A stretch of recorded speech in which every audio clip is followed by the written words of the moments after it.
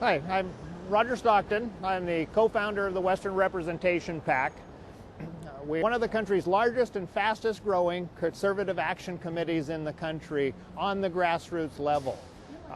We started with nothing, with no political connections, and we have grown this organization through everyday people stepping up and getting involved in the political process to where now we have reach of over 1.4 million people that have signed up and participate with us in changing the course that our country has.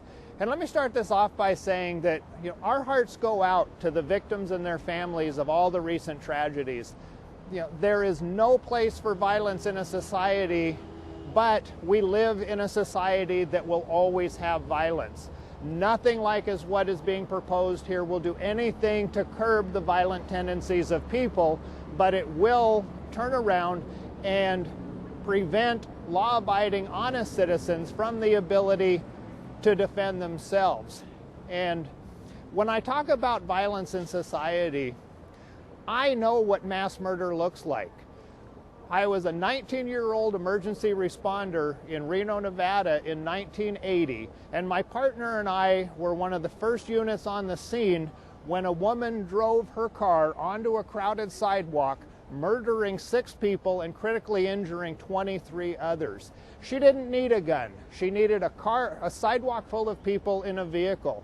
When Timothy McVeigh decided that he wanted to murder people, he filled a rental truck full of explosives and killed 168 people in Oklahoma City and injured over 800 others. So just saying that we're going to stop the tendency for people to do harm to one another because we're going to take guns away from honest people is not the answer. We need to have debate. We need to start talking to one another about ways that we can actually make a difference in this, and these feel-good bills is not the way to get that started, but it does make the appearance that, hey, look at us, we're doing something, we're taking away the guns, we're going to solve all these problems, and at the end of the day, it does not solve the problems. Everywhere that we've instituted strict gun control laws in cities like Chicago, Washington, D.C., New York, Oakland, every time we do that, we see violent crime rates go up because the criminals who do not feel that they need to turn their weapons in know that the honest people in their communities are less apt to be able to defend themselves. So let's have a debate. Let's look at ways that we can start giving children more resources to cope with the stresses that may lead to this. Let's take a look at whether or not these chemical babysitters that we're giving to our kids, like Ritalin and Prozac, are those causing some kind of change down the road in certain people. Let's take a look at implementing inexpensive programs in schools. There's several new studies being done on basic mindfulness programs. Senator Tim Ryan, who by the way is a Democrat, in his book A Mindful Nation talks about ways that we can easily train teachers to teach kids some skills that allow them to cope with their stresses in a better way. It's showing great success. We're seeing better graduation rates in the places that it's implemented. We're seeing less school violence and less absenteeism. So let's look at real solutions and all of the solutions instead of just focusing on this, well, I love guns, I hate guns, I want to take your guns away. No, you're not going to take my guns away.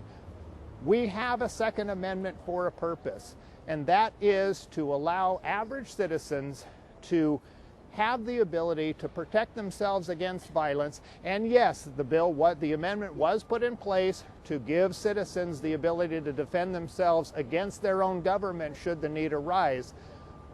But the big thing is, it's an amendment to the Constitution. If Senator Feinstein wants to change that amendment, she should have the guts to propose a new constitutional amendment so we can have a debate on that instead of slowly trying to chip away at one of the most important documents the world has ever known, and the one document that has allowed our country to be successful for more than 200 years.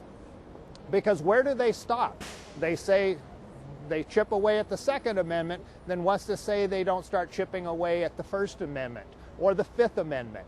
So it's a slippery slope that we can go down, and Senator Feinstein's bill will do nothing to curb gun violence or any other type of violence in this country.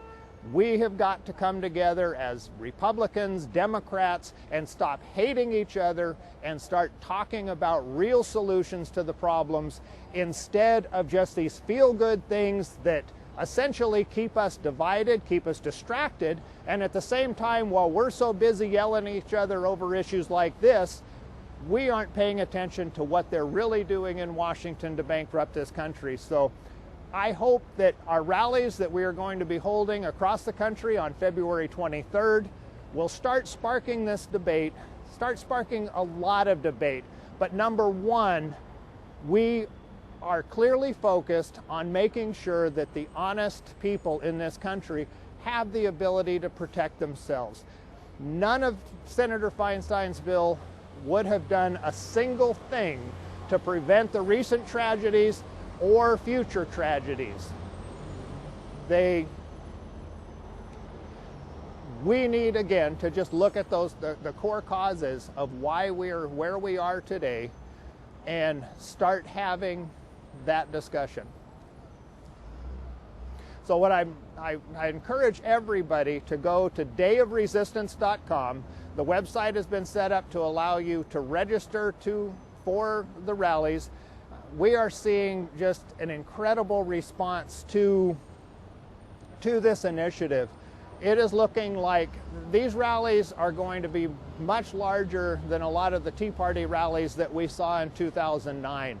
People are fired up because it's not so much a matter of, I want to keep all my guns. It's a matter of government overstepping their constitutional ability to limit that. So February 23rd, the website is dayofresistance.com, and sign up. It will direct you to the rally that is closest to you and give you a chance to voice your opinion. And if you disagree with us, come talk to us about that as well. It's important that we get everybody talking together. Let's get back to a time when we can have conversations and disagree with each other without having to hate one another. Thank you for coming. And again, dayofresistance.com, and we will see you on February 23rd.